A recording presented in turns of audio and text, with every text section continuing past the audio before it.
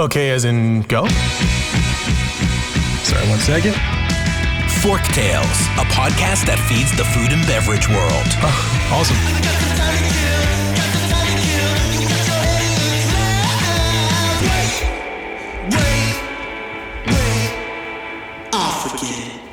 Forktales is brought to you by Vigor, a branding and marketing agency for passion-driven, innovative restaurant, beverage, and hospitality brands. Learn more at vigorbranding.com. If you love what we're serving up, please give Forktales a 5-star review on your podcast service of choice. Think of it as a tip for good service.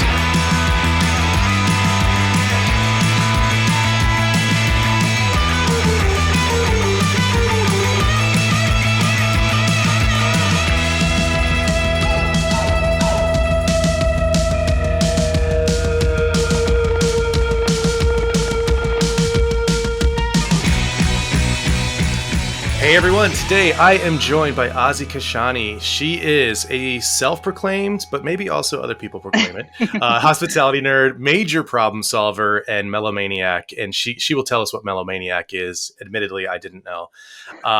So Azzi, say hello to everyone and give a little backstory. Hi, thanks for having me, Joseph. I am like a hospitality nerd, so as you just said, and it's like one of my biggest passions, and I'm totally obsessed with everything hospitality. So in high school, I did this ROTC class, and I got to shadow the general manager at the Beverly Regent Wilshire Hotel. At the time, it was a 4-season property, and that's where Pretty Woman was filmed. So you have the Pretty Woman suites. And when I was shadowing this GM, I fell absolutely in love with the entire concept of being a general manager, just working in a hotel. It was during the Lakers playing the Sacramento Kings in a playoff, and Michael Jackson was recovering from a surgery in the penthouse, and I was just like fascinated with everything. Since then, I moved away to school in Miami. I got an opportunity to work for the Miami Heat. I worked in restaurants throughout college, had the ability to meet people from all over the world in hotel school. Like you got kids coming from Europe to come to school and obviously the States. And it was a really golf focused school because we're in Florida. And then after that, I got recruited with Marriott and got this introduction into the corporate hospitality sector. So I lived in Atlanta. So I know that's where you're actually located. That's right. I love the food, love everybody in Atlanta. It was such an amazing time. Came back to LA and I got introduced to this owner that was opening up the first boutique hotel in downtown Los Angeles. And this is like way before the establishment of downtown, like right when the height of like the revitalization is happening. So before you could like basically hail a taxi to like pick you up from the curb or Uber or Lyft. And so I helped market it, brand it, and I was really essentially the Minnie Mouse to the O Hotel. I say Minnie Mouse because I'm a woman. But like that, if you needed anything, like that's, you would come to me. And it was before, I think, Freehand and Ace Hotel. So really the first independent boutique property. That was so much fun. Got the opportunity to meet so many people. We like brought so many cool events to downtown LA. E3, which is one of the largest video game conventions in the world, if not the largest, signed a 10-year contract with them. Helped to, yeah, it was great. And like I started a no networking event in downtown to really get people together in our generation of like upcoming in the workforce back then, and just have a fun networking event where you could actually drink and have a good time. And it wasn't like your button up suit and tie. And so we would also introduce new venues to the city. And so it was our way of giving back to downtown, but getting people from like the west side of LA to come in and all over to get introduced to the city. Fell in love with that. It's still near and dear to my heart. It's one of my favorite places in LA. And I moved to Switzerland after that. I decided like, let me just go to get my master's. Switzerland is known for their hospitality schools. I go to school in Switzerland. I have an amazing time. Now I'm even more exposed to the international hospitality world and I meet more people from around the world. Everyone from like Kazakhstan to Lebanon to Egypt to China. It was really incredible. I've made lifelong friends. We still have like a WhatsApp group with all of us in it and have been to everybody's wedding, and now everyone's having kids. That's amazing. So it's incredible. It was like, I'm so fortunate to have had that experience. So while I was doing my second dissertation, I got a job offer with Swiss Hotel. And at the time, Swiss Hotel was under the Fairmont Raffles umbrella. This is like way before Accor acquired the company. And that was my exposure to now going into the corporate side of things and working across 30 hotels and having the opportunity to help general managers with their ROIs if they wanted to go into renovations, work with their VP of culinary, come up with food and beverage concepts for new hotels or renovating hotels. So that was really fun. Would have loved to stay with them. I had my favorite boss in this industry to this day is Lillian Roten, and she still works for them. And she's like the face of Swiss Hotel. It's now under the Accor umbrella. I would have loved to stay there, but it is one of the hardest places to keep your visa as an American is Switzerland. Oh, wow. They're very strict about visa. So while that's happening, I end up meeting a person in legal from Hyatt International that happens to be on the same floor of Switzerland. And they were moving their technical services department to Dubai. So I was like, I'm going to absolutely try to get this job. This is amazing. It sounds like my dream job. Dubai is literally the epicenter of hospitality with all these incredible hotels just popping up left and right. I think they have every single brand there except for a couple of American ones. But other than that, it's Vegas without the casinos Yeah. on the water. Like it's so Yeah. amazing. So I get this job and then I had the opportunity to work across EME, Southwest Asia, CIS in Russia. I mean, I'm working in countries like Uzbekistan and all these incredible places I would have never thought I'd been able to have some sort of relationship with. And then I work there with their culinary director, come up with food and beverage concepts, look at hotels through a design lens of operations. With you can imagine like when you're talking to people around the table, like all the detail that goes into even talking about like the door hardware and having conversations with like 8 people around the table, like which is the best door hardware to have in there. So I was just super fascinated by that job and that life that I had there. That was amazing. And then came back to LA and had the opportunity to work for a women's group, which was a company called Albright that's coming into the space of helping women in different stages and ages in their career. Hmm. And that was my invitation into the private sector world. So it was a private club for women. Men were always welcome in the door as enlightened men. So we would love having men as guests, but really a very big food and beverage driven concept and hospitality concept. So we would work with an amazing female led team. We had incredible vendors that were female forward. So our produce company was a matriarch was in charge of the company. We had That's incredible great. women in wine. We had incredible women cheesemongers and bread bakers. And so that's where I was most recently. And now I'm in the process of kind of consulting for really cool concepts in Los Angeles and just kind of like navigating my way and seeing what's next because there's so much more innovation coming in and different companies that have like paved the way and kind of disrupted the market. And I know one of the biggest names that everybody's been talking about the last like 5+ years is Airbnb. And there's so Uh-huh. many more, right, companies coming out that are at that caliber now that are coming in to kind of give the chain hotels a little a little like looking over the shoulder. Yeah. No, I mean, that's really healthy. I think that's one of the things that, look, I mean, the pandemic it's devastating, but devastation happens. It's very natural. We still have forest fires. We Yeah. have like commanded so much of nature, but we will never command nature, as silly as that phrase may sound. And the pandemic itself, it just poses new challenges. And I've said this a number of times to a number of folks that there will be the ones who were not completely financially ruined by the pandemic who are poised to capitalize. And, Right. and and that's the brilliance. I mean, the pandemic is just a pain point that needs to that's really underserving it. I realize that's kind of cold sounding, but from this lens right now, it's another challenge, it's another pain point, and there are going to be those who step up to the challenge and dominate and come up with something new. And that's really interesting, I think, specifically in the hotel space. So before the pandemic, we and myself, personally, professionally, saw a lot of momentum behind rethinking food and beverage in hotels. Hmm. No longer was it the days of the Marriott hamburger, lest we Get rid of the hamburger from Marriott. It's a good hamburger, but I do wreck on it on purpose. Um, but it's the consistency of the traveling, usually back then mail. So it's the Right. dependency of, hey, I know I will have the same burger in Marriott Bethesda that I'll have in Marriott, Paris.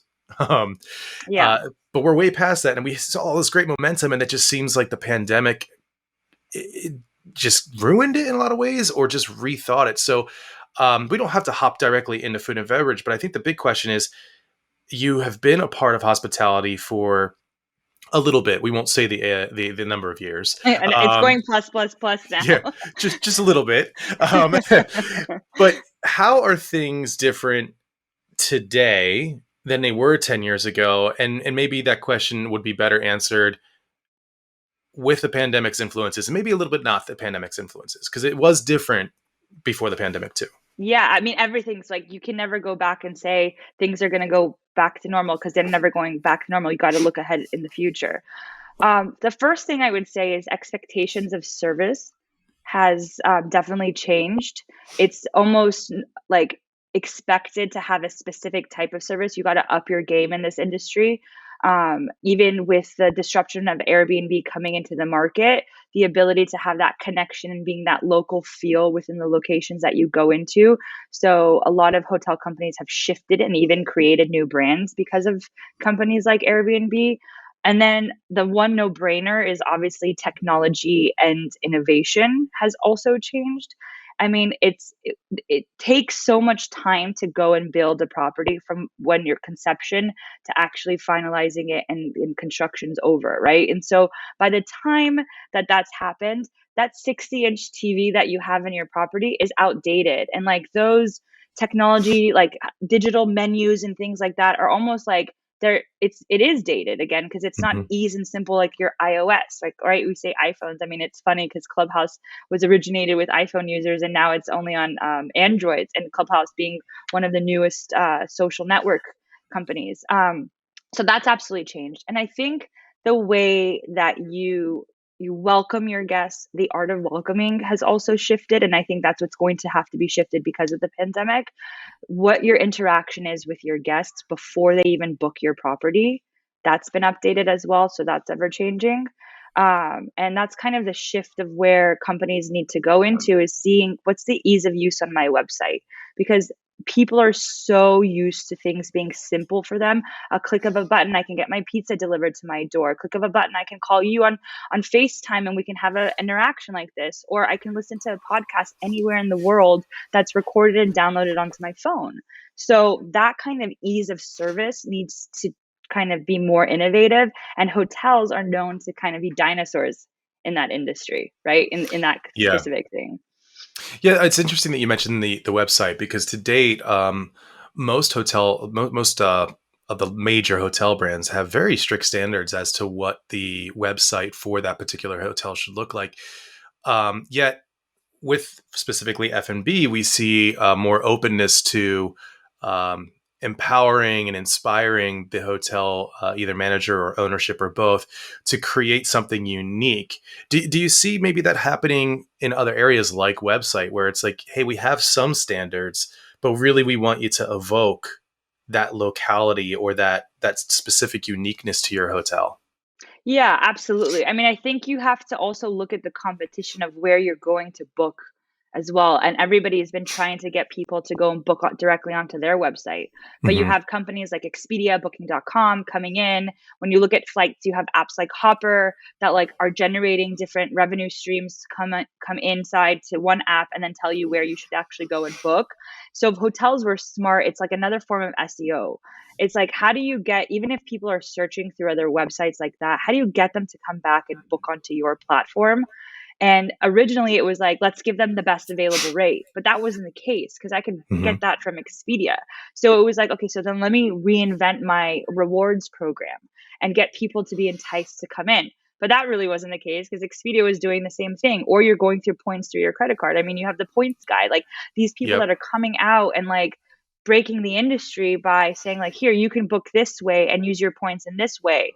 So I think a lot of hotels, what they were doing is really reinventing their rewards program and giving different perks and benefits to being a member, of the Marriott Rewards or the Hyatt Global Passport, right? And so you need to, again, with standards, like you can have that consistency, and you can do that with like branding, to have it like, this is what it looks like, this is a Marriott brand renaissance, this is a Hyatt centric brand, this is what it's going to look like all the time, because this is our dedicated branding to that.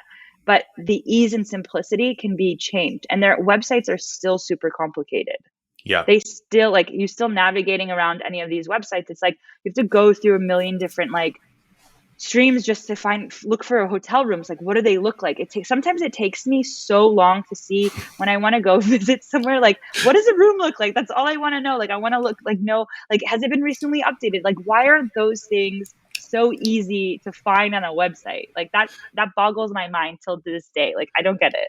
You're probably if my wife listens to this, she's probably cheering when she does, because she's the researcher in the family. So I'm give me 3 options, let me evaluate them, and within 10 minutes I'll make a decision. And she's there's a world of information. We will spend 10 years looking for the right thing. And so she probably deals with what you're talking about, and I just don't know it. I'm like, oh, this is a pretty hotel, thank you for finding it. Like, she's my personal travel advisor. Well, there you go. I mean, yeah, go ahead. no, I was just going to say, I was like, sometimes you have to call the hotel directly and be like, have you been renovated recently? So I feel her pain. I definitely feel her pain. One of her most magic moments, and this is not about my wife, but I will share. We went to Greece a few years back, and she found this hotel in Santorini, which, how do I explain it? So for those who know Santorini, it's mostly on a cliff. It's like, so everything's kind of into the cliff. It's very high elevation, not high elevation, but it's not on a beach. Like, you have to go down to a beach basically. And she found this hotel that was rather newly renovated, yada yada, and it was the cave rooms. And when we got there were only 9 rooms on Wow. three per level on 3 levels, and it was run by the restaurant, and they basically had taken their storage and renovated them into beautiful, like, gorgeous cave rooms. And it didn't have a pool or anything, but we didn't really need that. And I got there and I just laughed. I'm like, only you would find this. Like, this is so great. And then, like, I'd wake up and I'd climb like the 1 flight of stairs, and I'd basically have breakfast on top of our room. Anyway, it was just a really wonderful experience. Crazy. So high five to my wife. Exactly. I hope she keeps like a note of where she's traveled, and maybe she has her own blog that she can upload, because that's how I also have been finding unique places such as that. Like what you're telling me and describing is because you learn from other people that have found places off the beaten path that you can't just find like through the internet with an ease of a like search. Right. And so those are really cool. And like, I think blogs and people traveling to those kind of destinations have really also opened up the, marketing and like word of mouth of like where to go and where to stay, which I love. And hotels need to be smart about that. Right. It's now the micro influencer. It's not just the influencer anymore. It's the micro influencer that doesn't have 80,000 plus people, but maybe it's like 1,000 followers on Instagram or whatever, but they really like can introduce you to places like that. So kudos to your wife. That's amazing. Yeah. She doesn't have a blog, but maybe she should. But so that's, mentioned micro influencer versus influencer. And I think influencers are very much a hot button issue for hoteliers and brands in general. I speculate that what I'm seeing is that influencers are losing their traction, especially as they're exposed. There is the storied, private jet in LA, I believe, that you can rent to take influencer pictures in to make it look like you're balling out. And I think the more people hear about this, the more trust influencers lose with the people that they're meant to influence. So do you think that we're seeing that trend? Is it a trend? Do you think it's dying down? And are micro influencers, meaning trustworthy individuals that don't have a huge following, are they the future? Are they the people that hotels should be reaching out to? Yeah, and that's a great question because I think like there's so many conversations on how to pick the right people to work with you when you're coming into these hotels and what I guess a set of rules that you can look at when you're checking out somebody's profile again to see if they have 100,000 followers, but how much actual engagement do they have? Are they really going to these places? And that's funny that you say that. I remember being at the Freehand Hotel and somebody had like paid for a day rate and just took it like taken pictures at the pool and then left. And I was like, wait, you're not staying here? I'm so confused. But like it's like social media is not real, right? Exactly. And I Yeah. think that's where micro influencers and hotels being really smart about how they like choose people to work with that are quite impactful that don't have these massive followings, but their intentions and their posts are real and Hmm. their experiences that they're sharing are real and they're valid and they've been like validated and they're actually genuine because that makes you really trust that person. And how do you do that with social media? And so that's the tricky part, but that's why I do believe micro influencers are kind of like the the future of who you're going to be working with. You can say content creators now and like some thought leaders in the industry also. So also going away from the word influencer as well. Right. Yeah, I think there's almost a demand for, and what you're kind of I think touching on is a demand for honesty, and I think honesty isn't solely about telling the truth when the truth is pretty. It's about also telling the truth when it's ugly, and Yeah. that's something we talk about at Vigor a lot. Is when we talk about our monthly reports with a marketing client, we're not going to hide the ugly numbers because that's not marketing. There will be Right. ugly numbers. We have to address them together collaboratively, learn from them, develop a path forward. If you hide them, it's sweeping dirt under the carpet. Eventually, you lift that carpet and there's just a shitload of Yeah. dirt. So I think it's almost the same thing with influencers. Is like, yeah, we know you have a highlight reel, but maybe we need to see some of your lowlights. Maybe we need to see some of the bad things. Maybe give a bad review, not a bad review, but an honest review where you have criticisms of places that you are. Maybe show an image where you accidentally fell into the pool when you were trying to take that perfect shot, in Yeah, your totally. beautiful outfit, right? And just get real with people. I think that could be, and then maybe the same thing with hotels because you touched on that high level of service. So when I go to a hotel, if I booked with an OTA like maybe hotels.com, they're not paying me for that. Maybe they should. Um, but Sponsored. that's right. Are you listening, hotels? Um, so if I book there versus if I book direct through like Marriott Bonvoy, also not paying me. But is there a demand for a different experience? Meaning, I don't want to encourage hotels to give a poor experience to those who book with OTAs, but maybe it's more a reframe of if you booked direct, you get better things. Not Yeah. necessarily better hospitality, but just something notable, and something to draw people from, or at least consider like, hey, I went to the OTA because I'm just saving a ton of money there and blah, blah, blah. But if I book direct, I'll have a comparable rate and I'll have this thing. And I don't know if points is really doing that.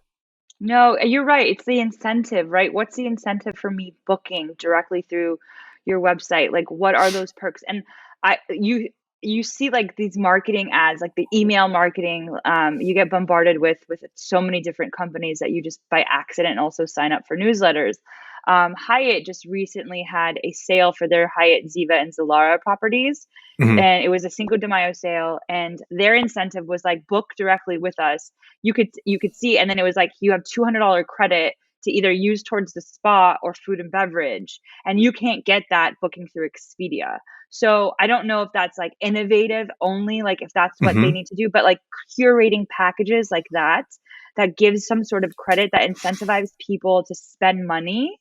So I'm booking through hotels.com or Expedia and I don't get that package. The rate might be maybe a $200 difference either way, but if I get an extra $300 like credit used on the resort, like I'm going to be more motivated to book directly with their website? Do I get a bottle of champagne when I arrive? If I'm traveling with my kids, do my kids get like a little stuffed animal with like customized name like on it, or like a note from the general manager? Like, what are those things, like to create those powerful moments are Right. so important, because that's what's going to get people to come back to that property, to that company, because they had a great experience there.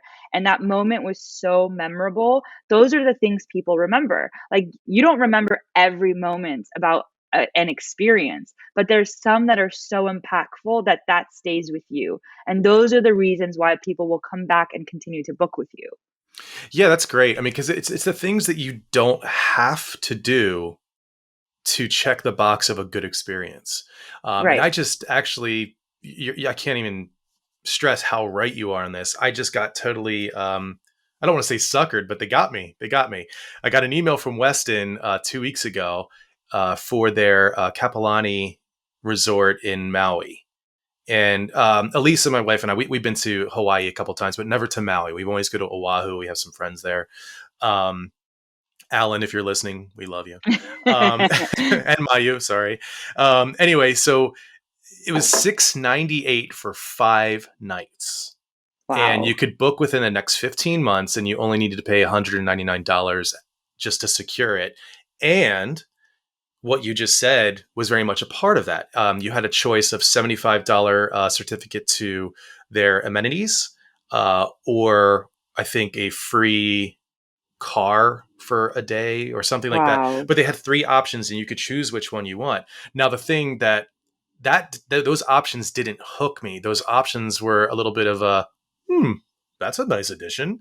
However, I think that's because they buried those options in very small type along with the body of the actual email itself. So they didn't bold it, they didn't call it out. But Hmm. my God, like, could you imagine if they did? And Right. then that would have like been a real. I mean, they win. I got hooked. I bought it. But imagine how even other people like who aren't impulsive suckers like I am, maybe Well, those look, I mean, bonuses. yeah, I bought the Hyatt, I got the Hyatt package, and then I sent it to my sister. I sent it to my cousin. I sent it to my Yes. brothers. I have identical brothers. They're twins. And so, and then my sister sent it to her best friend. And then it became like a group of us now going to Hyatt for my sister's birthday in Oh September, wow. because I found this deal. Actually, she forwarded it to me. And then I was like, this is a steal. And imagine, like you're saying, oh, a car for a day. You know how expensive to rent a car in Hawaii is? Like, so Oh if yeah. they had highlighted that, you could have been like, grabbed a couple of other friends and been like, this is a huge like deal. Like, do you guys all want to meet? And this is in the future. So looking towards the future, more people are getting vaccinated. They have the ability to travel safer. And so even if you're booking that far out, the cancellation policy for a lot of these great deals are 24 hours before the day of arrival. So that gives you an incentive also to book it. Yeah, absolutely. I did the same thing. I think I've told like 6 or 7 people. I Yeah. mean, the deal's expired now. Unlike you, like where it sounds like you like to collect people to enjoy with. I'm very much like, yeah, just don't go when I go. Like, like I don't want to hang out with you on vacation. I want to be left alone. But it has that juice. It has that extra energy beyond just the recipient. And it fuels word of mouth. Like that's exactly what it's doing. And that could be quite lucrative, I think, when it comes to hotel marketing. Let's dive into food and beverage just a little bit because you have a bunch of experience there. And one thing that I notice when I look when I've traveled, and to be completely clear, we've only traveled to Caribbean, Latin America a little bit, and mostly Europe. So we have not been able to get to Africa, Asia, or any of them. They're on the list. It's just haven't gotten there yet. With your travels, what is like one of the biggest differences between international hospitality, which is a really big blanket term, and American hospitality, another blanket term, but you know what I mean? Yeah, I love this question, because the invention, or the reimagination of the boutique hotels, like Ian Schrager, you can't talk about boutique hotels without bringing up Ian Schrager. Going around the world, you had, like, I was introduced more before boutique hotels were a thing in the States to boutique hotels Hmm. internationally, especially Europe. And I think that's where the influence was brought to come back over to the States. Also, we are the king and queens and non-binaries of standardization.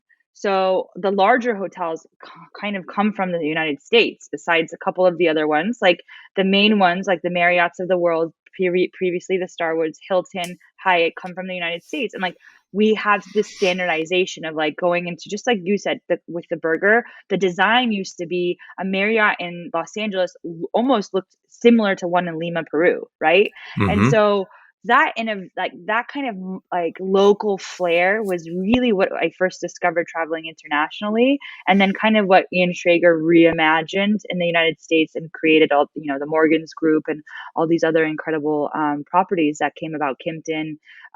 But that was really, for me, the biggest difference that I saw. And also from my travels overseas was the adaptability of different positions.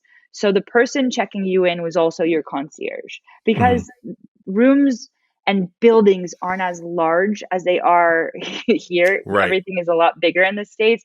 It's not as big. I mean, of course, you travel to Asia and that kind of goes out the window. Um, but that kind of that like ability to connect with somebody throughout your entire stay, the entire time, because you don't have to go speak to a different person that checked you in to go ask for a really great place to go get, like, have a bite to eat. And then also bringing it back to food and beverage, internationally, you could have an amazing meal at your hotel. Mm-hmm.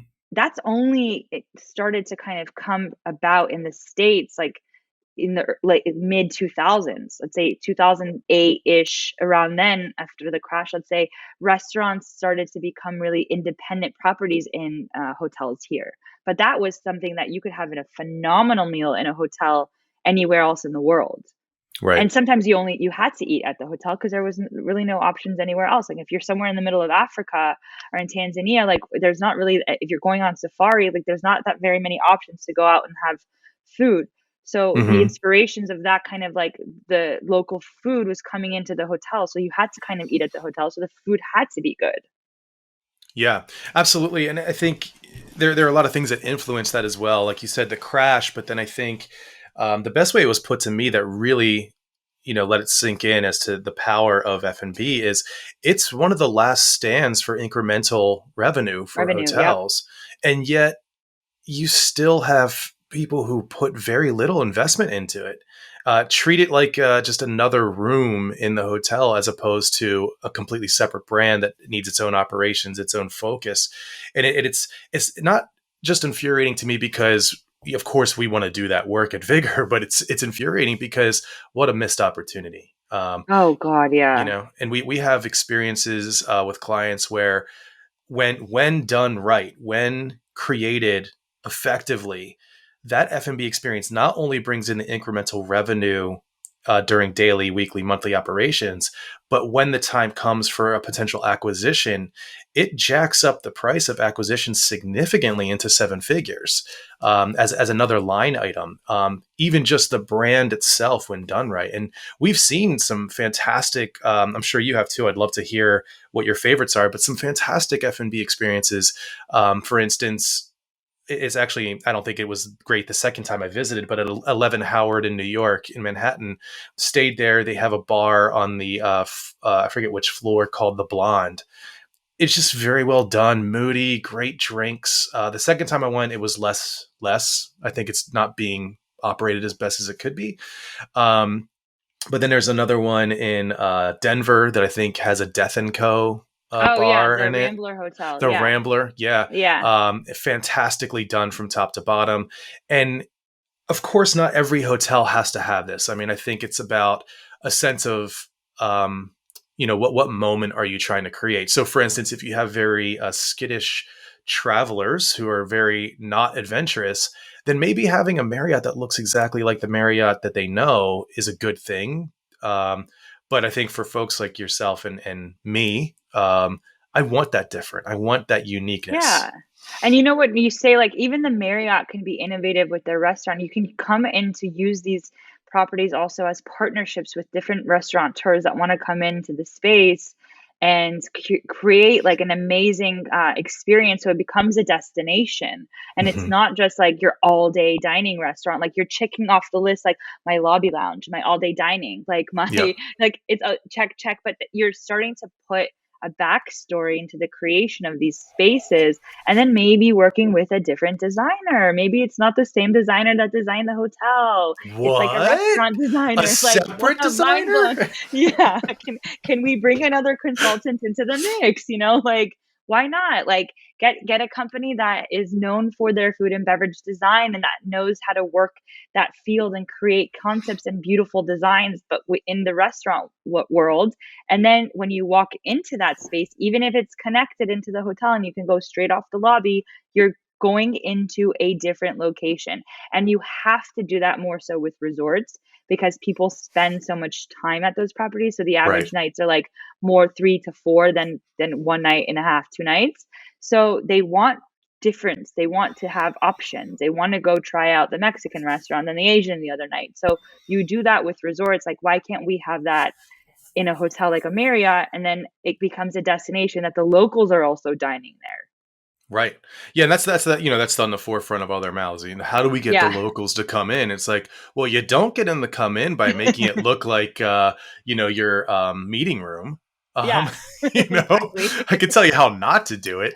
And I think they started catching on then the pandemic hit, and now things have shifted so much with focus. And like you said, Airbnb is, I mean, it's not just they're looking over their shoulders. I think a lot of brands have completely turned around and they're staring them down because they're like, holy Moses, this is a real thing.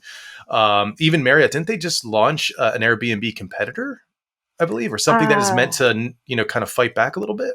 they're really good at like either acquiring or launching something on their own. They did that when companies like Preferred Hotels of the World, they did that with Autograph Collection. So I Hmm. don't know, I haven't read that, but that would be so cool to see that them trying to answer that. Um, Yeah. who knows? Because like Saunders also is another company that is a tech driven company that is going to, and hotels are not looking at them yet. I know that from my conversations with some of these hoteliers, but you need to start looking at these companies like Airbnb building experiences, Saunders coming into the space that, sure, they're like coming into longer term stays, but they are going into the hotel market now. We need Hmm. to be looking at everything coming in and using those kind of industry new companies coming in as inspiration for change. And really, technology is the future, right? Technology is what's going to need to be updated. And we're dinosaurs when it comes to the larger chain hotels. Yeah. I would say it's not the future, it's the now, right? It's It's the now, correct? like, It's like yeah. currently, yeah. Yeah, it's funny. I've mentioned this numerous times, so apologize if people have heard this already. But I spoke at the Fed conference, which was put on by Zumba Group. They have Restaurant Design and Development Magazine, amongst others. And this is back in 20, I want to say 19. And it was in Chicago. And I spoke about the future of restaurants. And the technology innovation obviously was very much the underlying theme there. Now I didn't predict a pandemic, but the pandemic just steamrolled. It Yeah. fast forwarded us, and at this point, it's like if you're not considering or not planning tech implementations and upgrades, you might as well be shutting the doors. Hmm. You're behind, and you need to catch up pretty damn quick. Um, so you're well traveled. We could talk about this for a very long time, but my final question is, where is your favorite place to visit and why? And then what hotel or accommodations do you stay while there? That is such a hard question because I love to travel like to new destinations all the time because I want to see the world. And I just like you're like, I haven't visited Africa yet, and the goal is to go to these different countries in Asia as well. And so I've been fortunate enough to go to so many of these places, so I keep wanting to go to a new destination. But if I'm gonna say the one I go consistently back to is gonna be Mexico. A, Hmm. proximity, and it's always self discovery. Like, going to Cabo is super easy to go, and it's a different, like, what kind of vacation am I looking for? What I love about Mexico is that I could stay at a all-inclusive resort with my family and have my 2-year-old son like enjoy the beach and the pool, but then I can also travel to Oaxaca and like discover food, and I can go to Mexico City and discover the nightlife and travel just with my husband and friends. So Mexico for me is that's like there's so much in Mexico, and there's so many different cities that give you different type of cuisine. Of course, Mexican food is like one of my favorites, so I can eat it all day, every day. And then tequila and mezcal. So for me, like the different, like the different geography of Mexico is absolutely one of my go-to destinations. Like I keep going back for more and more and more and more and more. That's fantastic to hear. I feel like I personally, I haven't written off Mexico, but it's never struck me as this destination. And maybe it's because it's proximity. So, our little agreement in our household is that we'll do the close things later in life.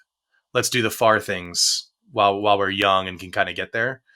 Meaning we can get to Mexico fairly easy, especially from Atlanta, right? And Right. From LA, it's a quick hop. It's like what, a 4-hour flight, maybe 5 max. Depends on 2? where you're going. Yeah, exactly. Yeah. Yeah. But So you know what? Don't knock it down, because even if you're going to the far destinations, if you want to go just on a weekend trip, like a little bit like 4 days, you have that opportunity with Mexico because it's so close. And Mhm. you go to discover places like Tulum, where you really get a different vibe than going to like in 2 hours drive away from it, Cancun or Right. Mayacoba. Like really, there's such a different experience in all of these different destinations in Mexico. You just like it's I mean, you get a different type of vacation, which I love. Like you go Yeah. for one that's more music centric, one that's like more food centric, one that's more like lazy, let's relax and enjoy. So I mean, I commend you. Like I'm telling you now, don't knock it down. You have to go. Just go on like a 3-4 day trip, and you will call me, and you're gonna be like, oh my god, you were so right. Yeah. I mean, I'm not knocking it because I don't think it's gonna be great. It's just easier to get there. But you're right. We could hop down for just a few days. Puerto Rico Yeah. ends up getting like my vote because I'm of Puerto Rican descent, and so it's an island that I know. It's an island that I love. But Tulum it's very high on my list to visit. It looks like a dream. Thanks, influencers. It's also quite an interesting like strip of all these sustainable hotels that like Hmm. I mean you go in there and you're looking at 5-star service from like a more like um how do I say this? It's like a more off the beaten pathway. It's not like 5-star service with marble materials into the location, but of sustainable materials, local materials that are being Yeah. used. So that's what I love also about Tulum. Not just the parties, but also the food. The food scene there is insane. Yeah, that's what I heard. And it's funny that you bring up the sustainable, like the Eco Hotel ideal, because I feel like that's been overshadowed by what do we do after this pandemic? But Eco Hotels are amazing. We stayed at one in the Azores in San Miguel Island. Yeah. Easily one of my favorite hotels to stay in. It was just wonderful and not a ton of money to stay there.